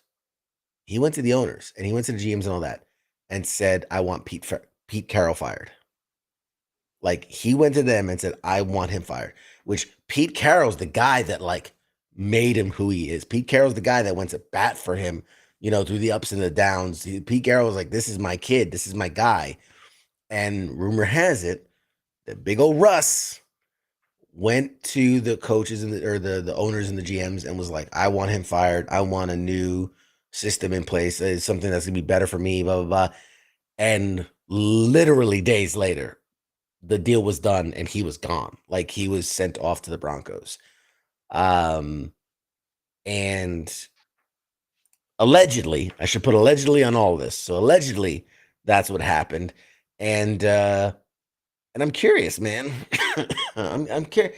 Like Russell Wilson, do you think? And now Sean Payton's coming in, and like because you hear all these things about how or what are you sharing? I love Pete, and he was a father figure to me. John believed This in was a me. tweet following that news. I never wanted them fired. All any of us wanted was to win. I'll always have respect for them and love Seattle for Seattle. I mean, you got to say that publicly. You have to, right? You have to. The first comment that's one of the Yeah. most liked is Yeah. him, yep, saying, Yeah. "Yeah, That's right. I mean, look, you know, oh man, there's so much to unpack there between that and then, like, you hear all these stories where Russell Wilson has his own office in the stadium and has his own team in the stadium, like his people in the stadium. And like Brady went into a thing and he like he was interviewed and asked about it. He goes, I've never had an office in the stadium. He's like, he's like, I had a guy like a gopher, like go for this, go for that. Like he's like, I got my runner, but I didn't have a team. I didn't have my own people where they had to schedule time with Russell. Like if the coaches wanted to Mhm. talk to Russell, they had to schedule time with him through his team. So like, Marshawn Lynch said the same thing. He was like, "Yo, I don't rock with nobody that you're my teammate, but I got to go through a third party just to talk to you." He's like, mhm. "Nah, bro, I don't do that." So, and then there's that great clip of Sean Payton, like, "Hey, you're gonna be the coach of the Broncos, whatever." And they're like, "Hey, what's up with what they call it, Team 13 or something like that? Like this some weird name they have for Oh, this is Russell news to Wilson's." me. Yeah, they Team 3 or something like that. Like they call it because it's his team or whatever. And they're like, "Well, what are you gonna do about Team 3?" And he's like, "I don't know what the fuck you're talking about." It's like, "Oh, Russell Wilson's team." He's like, "I'm not aware of any players having teams." And like, well, he has his own office and this. And he goes, I'm not aware of any players having. And he straight up said, he goes, that's not going to happen in my team.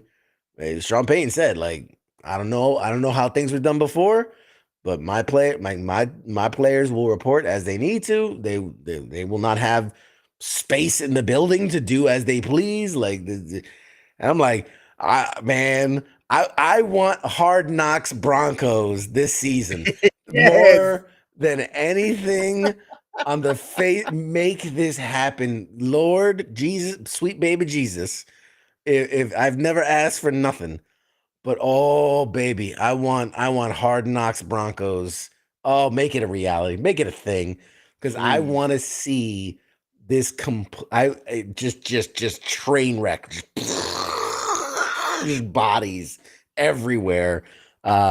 Yeah. So I don't know. I didn't know if you knew any of that, and I was curious if you had thoughts about it. First of all, I want to fire my assistant for not changing my ticker that was still scrolling the wrong thing. But no, I did not hear anything about that, man. That's interesting news. Wow.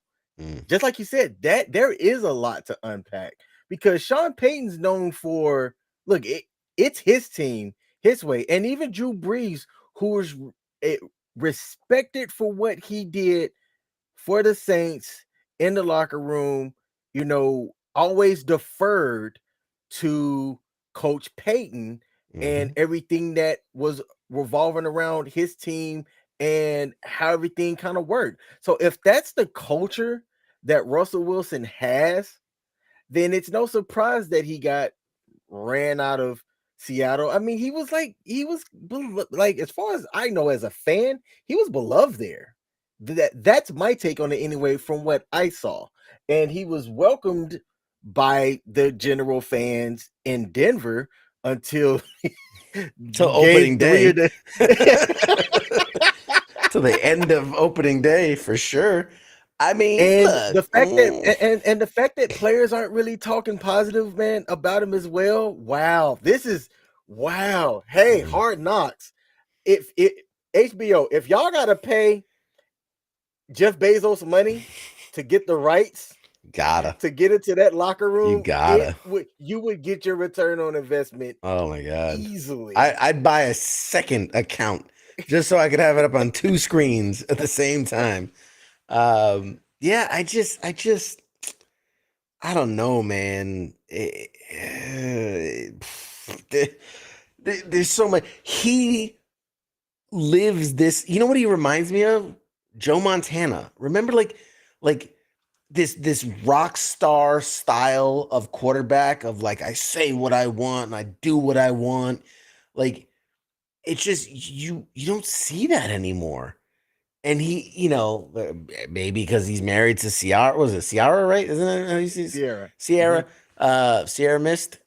So just because he's married to her, like, does he think he's above the, like, you know what I mean? Like he's Like I'm the Bono of football. Like I don't know what he just seems to live this life that the more and more that comes out of it about him and about it, like it's just like no one else does it like that.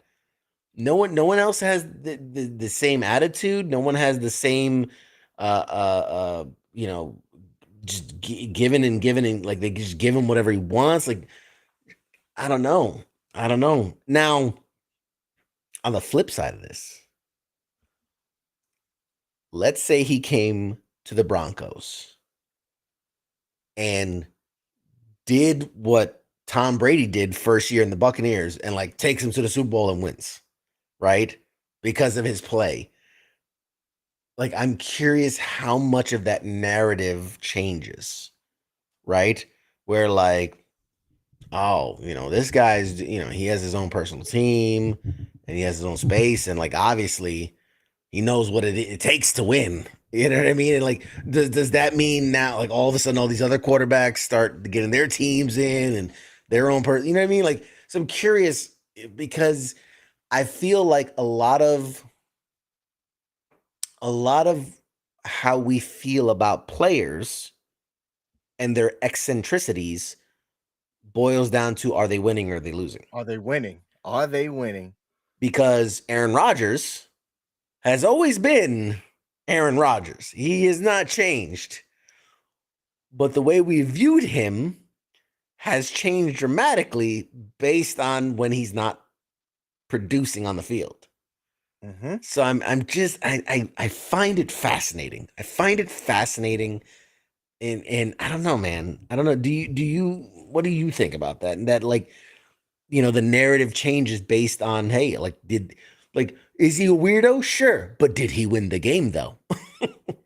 Yeah, like it's that sports psychology, which is why I like sports. There's like the game within the game within the game. And it's how we talk about things as a fan of a team or as a fan of a person in general.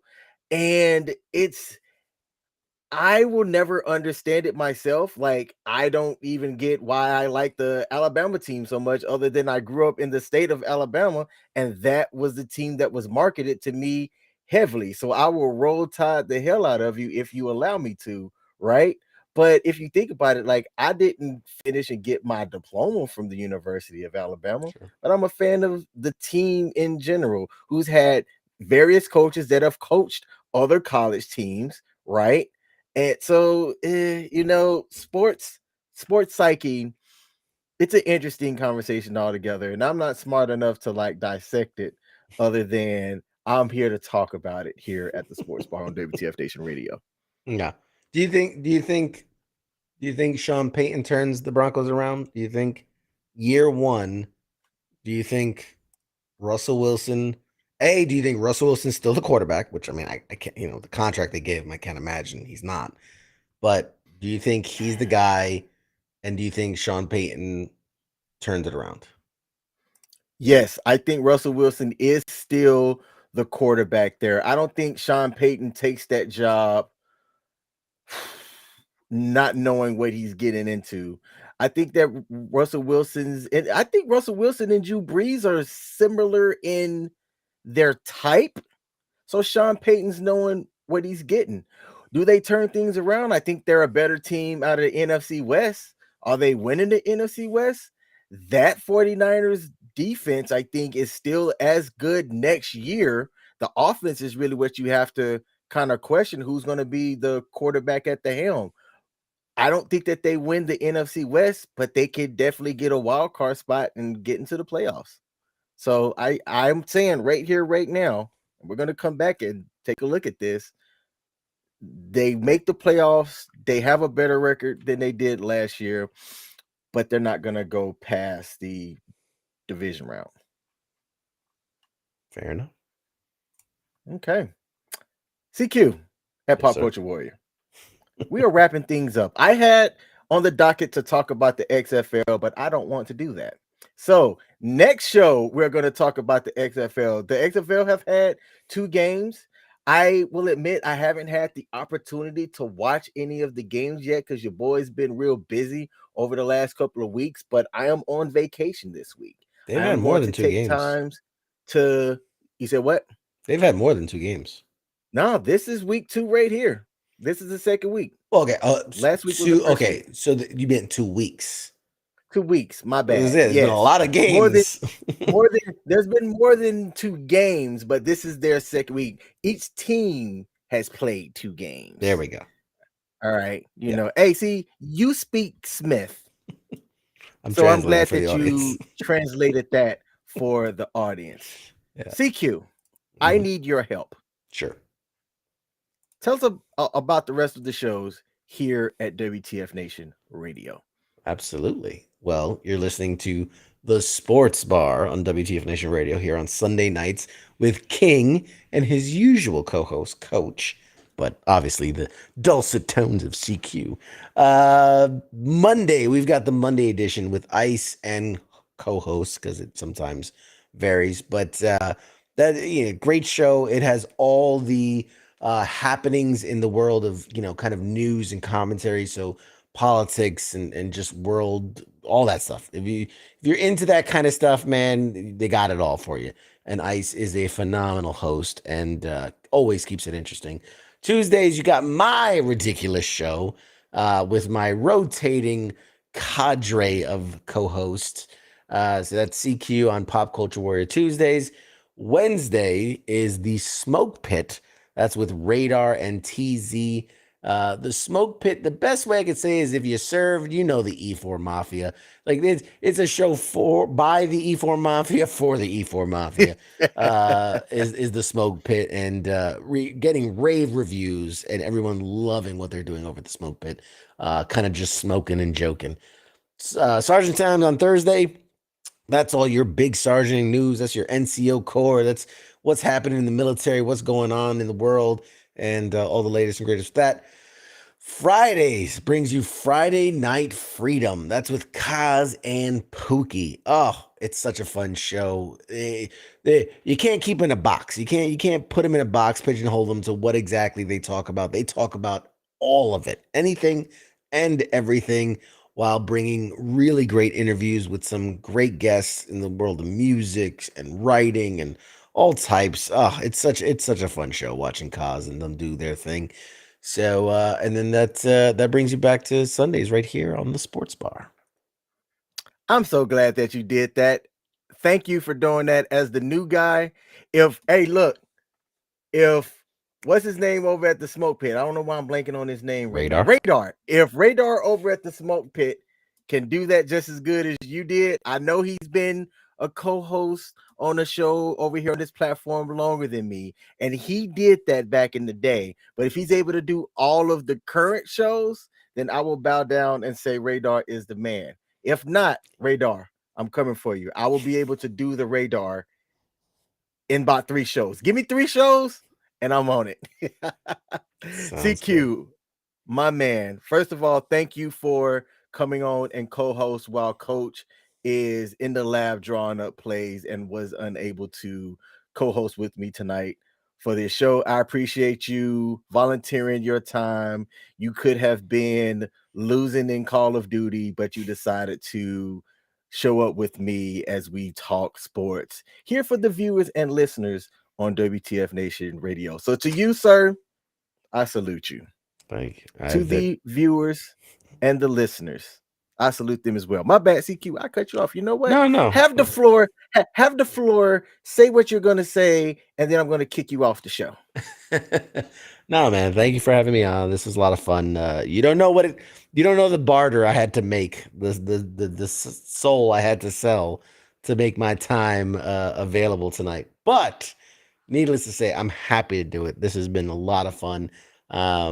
Definitely have me on in the future as the situation calls for it, because I love doing this. I love hanging out with you and shooting the shit, and obviously supporting the channel. You're doing a great job. I'm impressed with your ability to produce a show no matter where in the world you are at that moment, because any lesser men would be like, well, I'm not home. I'm not doing it. And here you are making it happen. So we appreciate you. Thank you for what you do and what you bring to the station. And I'm excited to see as you grow and mature into that host seat, what you're gonna bring to the table. Hey man, thank you. That just warmed my heart. That is gonna make kicking you off so much more harder. So you know what, CQ, thank you Play and your Dos damn Madden Boots. game. That was my man CQ. Now, what y'all don't know before I close the show is this. I've been traveling for the last 6 hours. I pulled up to where I'm located at right now. We're gonna call this Area 53. 20 minutes before showtime. Okay, so that didn't leave a lot enough time to get camera ready, change the shirt, get all of the stuff organized, and go for the stream. But I missed last week's stream because I was traveling. I did not want to go 2 weeks in a row because I love doing this. This is fun. I like the engagement to people like Ray, Pete, Kaz, Michelle, the name earlier in the chat that I just completely messed up. I do this for the viewers. I have fun doing this. And if y'all are going to take the time to show up, I'm going to take the time to entertain, come in here, share and talk sports and other things as well, and come back next week and do it all over again. So, to the viewers and to the listeners, I give you a salute. I don't have a way to close the show because I'm not on my current show. So I'm just going to throw this up on the screen and tell y'all to tune in 8 o'clock US Eastern for all of the other shows here on WTF. Peace.